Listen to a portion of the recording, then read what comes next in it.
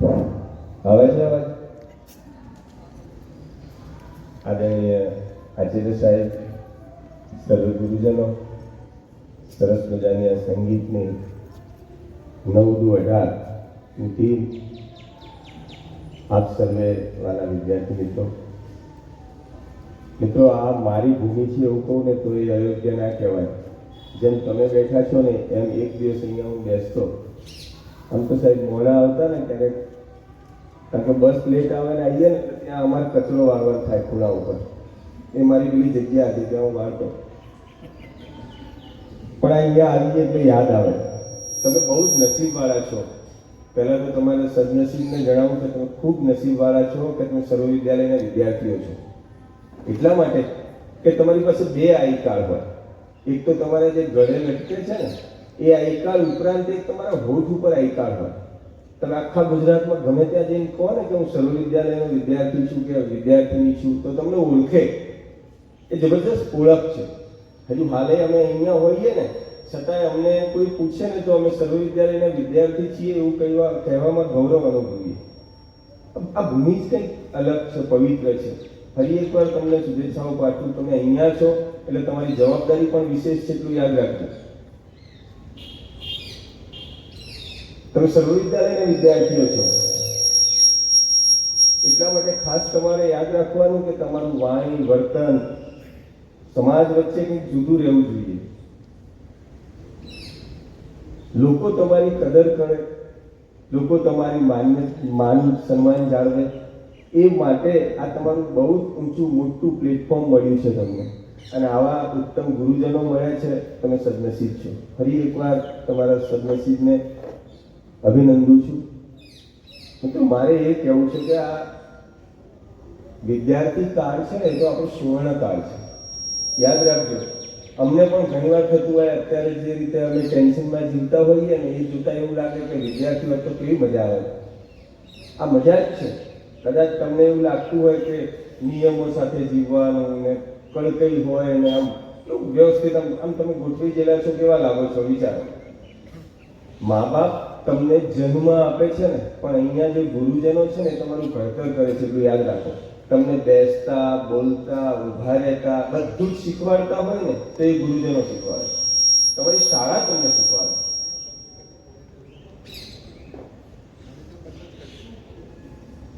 આ શાળા તમને શીખવાડે છે.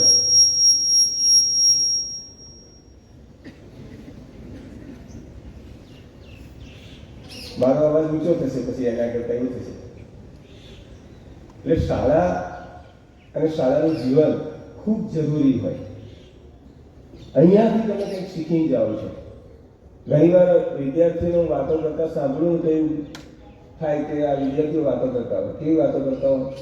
બહુ જ કડક પડ્યો. આવી જવાનું, ટાઈમસર આવી જવાનું, સાહેબ ધમકાવશે હમણાં, વર્ષે.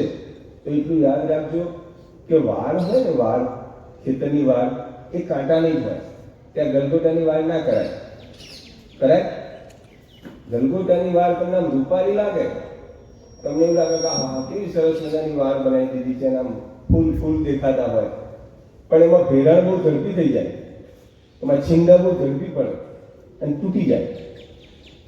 તમે તો ખેડૂતોના દીકરાઓ છો ને, દીકરા દીકરીઓ છો.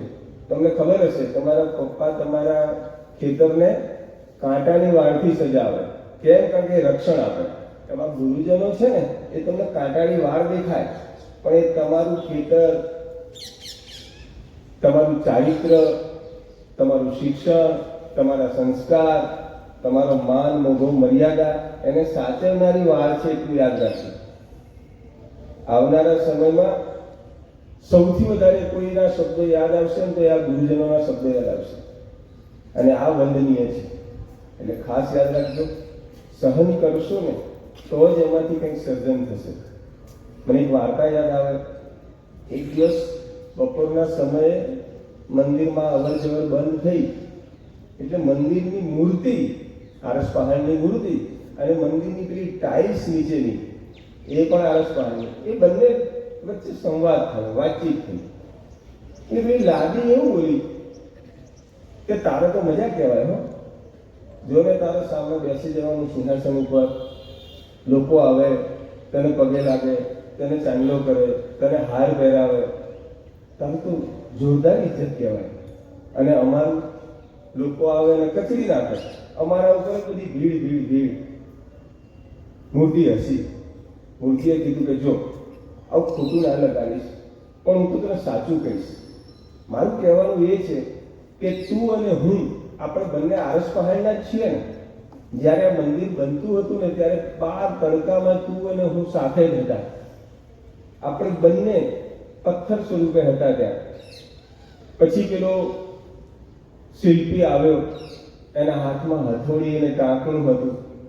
એને આમ હથોડીને ટાંકણું માર્યું ને, જે તૂટીને ઝડપથી તૂટ્યા ને એ લોકોને પછી નીચે ગોઠવવું પડ્યું. એને આ લાદી બનવું પડ્યું. અને જેને બરોબર ટાંકણાનો માર સહન કર્યો, હથોડા ખાધા, એ અહીંયા મંદિરમાં મૂર્તિ તરીકે બેઠા. એટલે તારા ને મારા વચ્ચે ભલે 10 ફૂટનું જ અંતર હોય, પણ ફરક એ છે કે તમે સહેજ માર પડ્યો ને એટલે બટકી ગયા, ફસકી પડ્યા, તૂટ્યા, વેરાઈ ગયા, અને એટલે તમારી કિંમત ના થઈ. અને અમે માર ખાધો, સહન કર્યું, અને એટલા માટે અહીં સિંહાસન પર બેઠા. એટલા માટે દરરોજ ચાંદલો થાય, એટલા માટે અમને હાર પહેરાવવામાં આવે, અને એટલા માટે લોકો માથું નમાવે. તમે જ્યારે વિદ્યાર્થીઓ છો ને ત્યારે આટલી ખાસ યાદ રાખવાનું તમારે કે જેટલું સહન કરશો ને એટલું જ સારું તમે વ્યક્તિત્વ ઘડી શકશો. એમના આવી તૈયાર નહીં થતું. એક વિદ્યાર્થી તરીકે એક અંદર પાવર હોવો જોઈએ તમારે. જેટલી સહન શક્તિની જરૂર છે ને એટલી પાછી દૃઢ ઈચ્છા શક્તિની પણ જરૂર છે. જોરદાર ઈચ્છા શક્તિ હોવી જોઈએ અંદર. આમ ધગધગતી મહત્વાકાંક્ષાઓ હોવી જોઈએ. પણ તમે બીજા કરતા અલગ છો, બીજા કરતા જુદા છો ને એ પણ તમારી અંદર હોવું જોઈએ. સામાન્ય નહીં. એવરેજ માણસ અને સફળ માણસ વચ્ચે માત્ર ફરક ઈચ્છા શક્તિનો જ હોય. આપણે બધા માણસો છીએ. મેં તો એવું સાંભળ્યું છે કે દરરોજ 3 સેકન્ડે એક બાળક જન્મે છે આ પૃથ્વી ઉપર. મારી સાથે, તમારી સાથે, આપણી સાથે કેટલા બધા બાળકો જન્મતા હશે. જે મહાન બન્યા છે એના જન્માક્ષરો જોઈએ તો એક જ સેકન્ડે બીજા 3 નહીં જન્મ્યા હોય? કેમ એક જ વ્યક્તિ મહાન બને, બીજા કેમ ના બને? ફરક આટલો જ કે એમની ઈચ્છા શક્તિ બહુ દૃઢ હતી. નક્કી હતું મારા કરવું છે. જ્યારે બીજા લોકો બસ દોડવાનું, આપણે જઈશું, બોલાવ્યા છે તો જઈશું. ત્યારે મને યાદ આવે સયાજીરાવ ગાયકવાડ આપણે અહીંયાના રાજા હતા. એવું કહેવાય છે કે એની પહેલા જે રાજા હતા ને નિસંતાન હતા. એમને કોઈ રાજા બનાવે એવો વારસદાર નહોતો.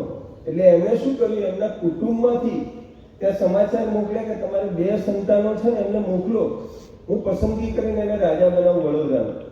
હવે થયું શું કે 2 છોકરાઓને ત્યાંથી લઈને આવ્યા અને એમને રાજાના રૂમમાં બેસાડવામાં આવ્યા. એક થોડો મોટો અને એક એના કરતા 2 વર્ષ નાનો. પૂછ્યું કોઈએ કે ભાઈ તમને કેમ અહીંયા લાવવામાં આવ્યા છે? તો પેલો મોટો છોકરો એવું બોલ્યો કે ખબર નથી, પણ રાજાએ બોલાવ્યા છે કે અહીંયા જવાનું, એટલે અમે અહીંયા આવ્યા. એટલે નાના છોકરાને આ સવાલ પૂછ્યો કે કેમ અહીંયા લાવવામાં આવ્યા? ત્યારે એ છોકરો એવું બોલ્યો કે મારે રાજા બનવાનું છે ને એટલા માટે. સમજ્યા તમે? અને એ કયો છોકરો? સયાજીરાવ ગાયકવાડ, જે વડોદરાના રાજવી હતા એ. તો તમારી અંદર એક ઈચ્છા શક્તિ તો હોવી જોઈએ ને કે મારે કરવું છે, મારે બનવું છે. નેપોલિયન વિશે એવું કહેવાય કે નેપોલિયનના પિતાજી તો સુથાર હતા, એ મિસ્ત્રી કામ કરતા. એક વખત રાજમહેલમાં રાજાની ખુરશી બનાવવાનો ઓર્ડર આવ્યો. રાજાનું સિંહાસન તૈયાર કરવાનું, રાજાની ખુરશી તૈયાર કરવાની. એટલે આ નાના છોકરાને એના પપ્પા સાથે લઈ ગયા કે નાનું મોટું કામ હોય તો મદદ કરે. એમણે સરસ મજાની ખુરશી તૈયાર કરી, અને જેવી સરસ મજાની પોલિશ કરેલી ખુરશી તૈયાર કરી એવો પેલો નેપોલિયન ઉપર બેસી ગયો. એટલે એના પપ્પાએ કીધું બેટા ઉતરી જા, કોઈ જોશે ને તો વારો પાડ દેશે. આ તો રાજાની ખુરશી કહેવાય. કે પપ્પા બેસવા દો ને, ઘરે તમે શું વાંધો આવે? એટલો પેલો સેનાપતિ ત્યાં આવ્યો અને જોઈ રાજાના સિંહાસન ઉપર તારે બેસવાનું, ચાલ ઉતરી જા. પેલો ના પડે પણ એને ઉતાર્યો, નીચે ઉતાર્યો. પેલા છોકરાએ કહ્યું ભલે તમે મને આજે નીચે ઉતારી દો, પણ અહીંયા હું બેસીશ એક દાડો. આ ખુરશી મારી છે, ભલે મારા પપ્પાએ તૈયાર કરી હોય, આ તો મારી ખુરશી છે. અને આપણે જાણીએ છીએ કે નેપોલિયન એ ફ્રાન્સના સમ્રાટ તરીકે ત્યાં બેઠો. કેમ? એની અંદર એક ઈચ્છા હતી, ઈચ્છા શક્તિ હતી કે આ મારે કરવું જ છે, આ થઈ શકે. કેમ ના થઈ શકે? આ બધું જ થાય. એક વસ્તુ યાદ રાખજો, તમે જન્મ્યા છો તો બહુ પારવાળા છો એટલા માટે જન્મ્યા છો. વિજ્ઞાનના સાહેબો ગુરુજીઓ અહીંયા હાજર છે. હું તો ઘણીવાર આ વસ્તુને યાદ કરું. એવું કહેવાય છે કે જ્યારે આપણે જન્મવાના હોઈએ ને ત્યારે ઘણા બધા ભાઈઓ અને બહેનો આપણી સાથે હોય અને એમાંથી જે મજબૂત શુક્રકોષ હોય ને એ જ જોડાય, એ જ પાવરવાળો હોય અને એ જ જન્મે. આપણે પાવરવાળા છીએ એટલા માટે જન્મ્યા છીએ. આપણે કેટલા હરાઈ જન્મ્યા છીએ. આપણે ગર્ભની ગરમી, ઠંડી, તીખાશ, અંધકાર આ બધું જોયું છે, અનુભવ્યું છે અને સહન કર્યું છે ને પછી જન્મ્યા છીએ. હવે આવી રીતે જન્મ્યા હોય તો આપણે જેવા તેવા થોડા હોઈએ. તો એક વસ્તુ તમારી અંદર ભરી રાખો કે આપણે મજબૂત છીએ, ઉત્તમ છીએ અને કંઈક સારું કરવા માટે જન્મ્યા છીએ. તમે જ્યાં ત્યાં ઉભેલા ના હોવા જોઈએ, તમે જ્યાં ત્યાં બોલતા ના હોવા જોઈએ, તમારું વાણી વર્તન ગજબનું હોવું જોઈએ. જો આ બધું થશે ને તો તમે જુદા પડશો. એવું કહેવાય છે ને કે એક બાપ દીકરો છે ને એ પ્લેનમાં મુસાફરી કરતા હતા. એટલે છોકરો આમ બારીની બહાર આમ તાક્યા કરતો, પેલા વાદળો જોયા કરતો હશે. એટલામાં એક રોકેટ નીકળી અને સડસડાટ પ્લેનની આગળ નીકળી ગયું. એટલે છોકરા એના પપ્પાને પૂછ્યું, પપ્પા જુઓ આપણું પ્લેન જતું હતું ને પેલું પાછળથી એમ કેવું આગળ જતું રહ્યું? આપણા કરતા વધારે સ્પીડ એની છે. એટલે પપ્પાએ એને કહ્યું કે બેટા તે એનું નિરીક્ષણ કર્યું કે શું, કે જો એને પૂંછડે આગ લાગેલી છે,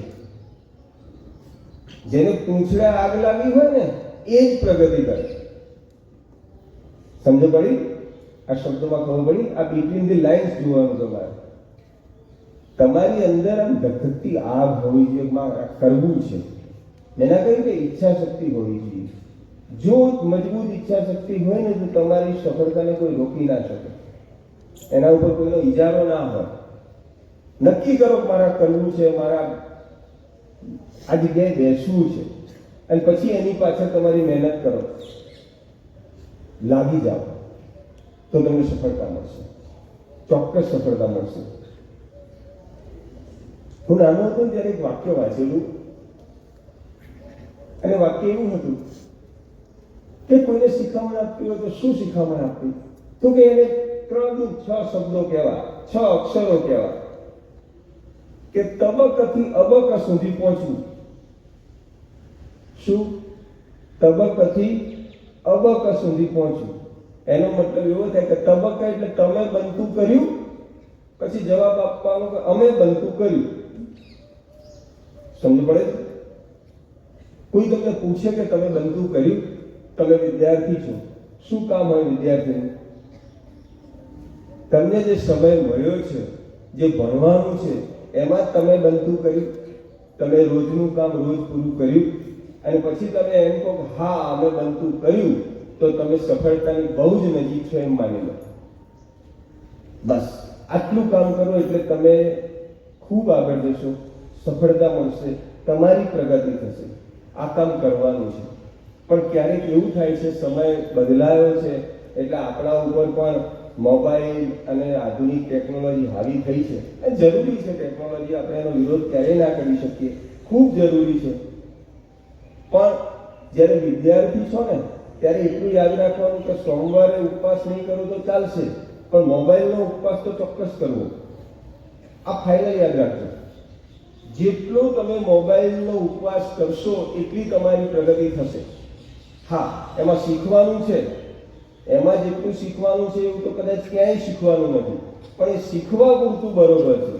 નહીં શીખવાનું જ્યારે શીખી લેવામાં આવે ને ત્યારે નુકસાનકારક સાબિત થાય. અને પ્રોબ્લેમ એ થતો હોય કે આપણે શીખવાનું હોય એને બાજુમાં રાખીએ છીએ અને નહીં શીખવાનું હોય એને બહુ ઝડપથી શીખી જતા હોઈએ છીએ.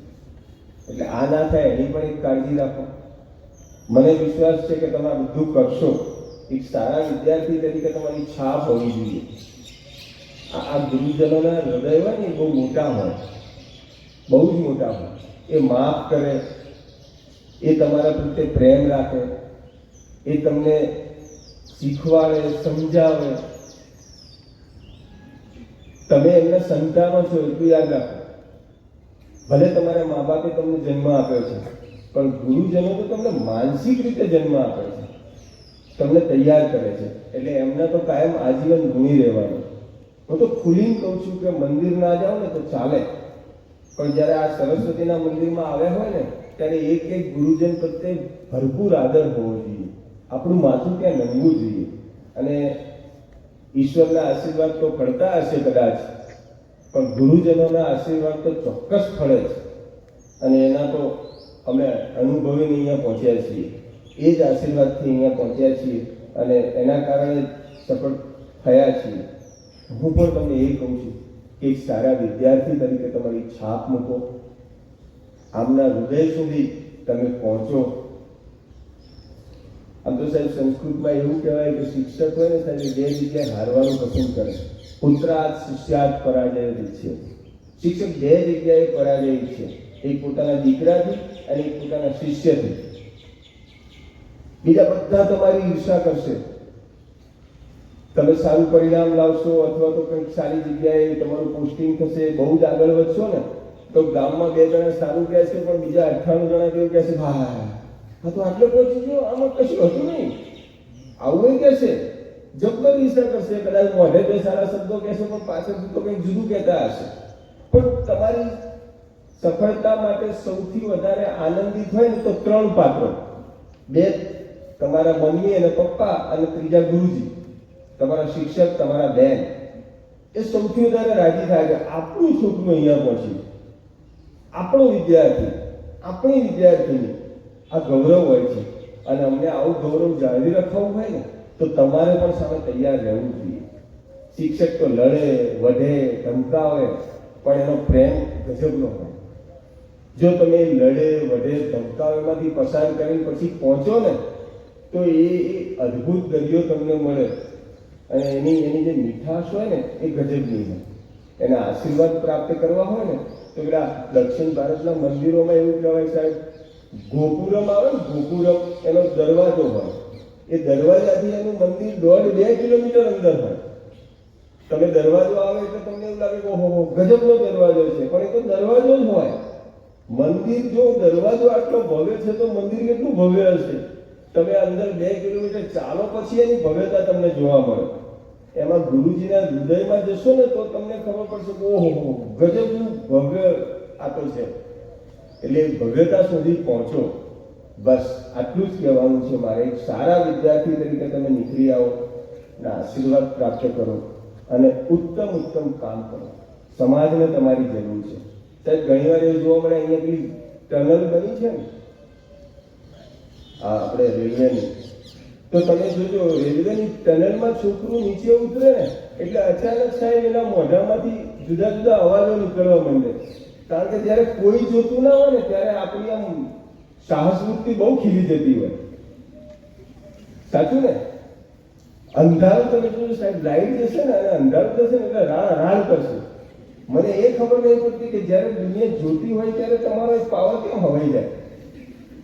જ્યારે કોઈ જોતું નથી ત્યારે આપણામાં અચાનક આમ પાવર છલકાઈ જતો હોય. મિત્રો આમાંથી બહાર નીકળો. દુનિયા તમને જુએ છે, તમારું નિરીક્ષણ પણ કરે છે. એવું નથી કે દુનિયા ગાડી હોય. અમારા જેવા ઘણા બધા છે જે ચશ્માના કાચમાંથી બહુ ઝીણું જોતા હોય કે આ શું કરે છે, આ શું કરશે, આ બધું જ અમને દેખાતું હોય. દુનિયાના સૌથી મોટા જ્યોતિષો અહીં બેઠેલા છે. આ ગુરુજી હોય ને દુનિયાના સૌથી મોટા જ્યોતિષો, એ તમને વર્ગમાં પ્રવેશો પછી કહી દે કે 10 વર્ષ પછી ક્યાં હશે. એટલે ખાસ યાદ રાખો, તમારી પ્રગતિ થાય, તમે ખૂબ આગળ વધો અને તમારાથી સમાજ, રાષ્ટ્ર આ બધાનું પુનર્ઘડતર થાય એવી અપેક્ષા છે મારી. તમે અમારા મજબૂત ભવિષ્યને તૈયાર કરો એવા અમારા સૌના આશીર્વાદ. આટલી મોટી સંખ્યાને મારે 2 શબ્દો કહેવાના થાય ત્યારે હું એવી આશા તો ચોક્કસ રાખું કે મારું આ 10-15 મિનિટ બોલેલું વેડફાશે નહીં. 2000 વ્યક્તિઓમાંથી 20 બાળક તો એવા હશે જેના હૈયા સુધી મારા શબ્દો પહોંચ્યા હોય અને એ તૈયાર થશે. એ તૈયાર થશે તો એનો મને આનંદ થશે, વાહ સરસ મજાના બાળકો તૈયાર થયા. આટલું થાય એટલે અમારું કામ વસૂલ, અમે કંઈક કર્યું હોય એવું લાગે. એટલે તમારી પાસે મારી એવી આશા અપેક્ષા તો રહેશે જ કે તમારી અંદરનો વિદ્યાર્થી જાગે, તમારી અંદરનો માણસ જાગે, તમારી અંદરની માનવતા આળસ મળી બેઠી થાય, તમારી સજ્જનતા બહાર આવે. બસ આટલું કરશો ને એટલે આપણે ઘણું બધું બદલી શકીશું. એવી આશા તો ખરી રાખું ને, રાખું આશા કે પછી સાહેબ બોલો પૂરું પછી કરું, એવું નહીં થાય ને. થોડા ઘણા માણસો જોઈએ, ઉત્તમ માણસો જોઈએ. આપણે કંઈક બેઠું કરવું છે એટલા માટે. ફરી એકવાર આદરણીય આચાર્ય સાહેબનો અને મારા સર્વે ગુરુજનોનો આભાર માનું છું કે આવી સરસ મજાની તક આપી. આપ સર્વેનો આભાર માનું છું કે 10-15 મિનિટ સુધી મને બહુ ધ્યાનથી સાંભળ્યો. પછી બહાર જઈને જે વાતો કરો એ પણ તમે સાંભળ્યું એ બદલ તમારો ખૂબ ખૂબ આભાર માનું છું. ફરી એકવાર મારી આ પવિત્ર સર્વેચાર્યની ભૂમિને સતત વંદન સાથે આભાર. જય હિન્દ, જય ભારત.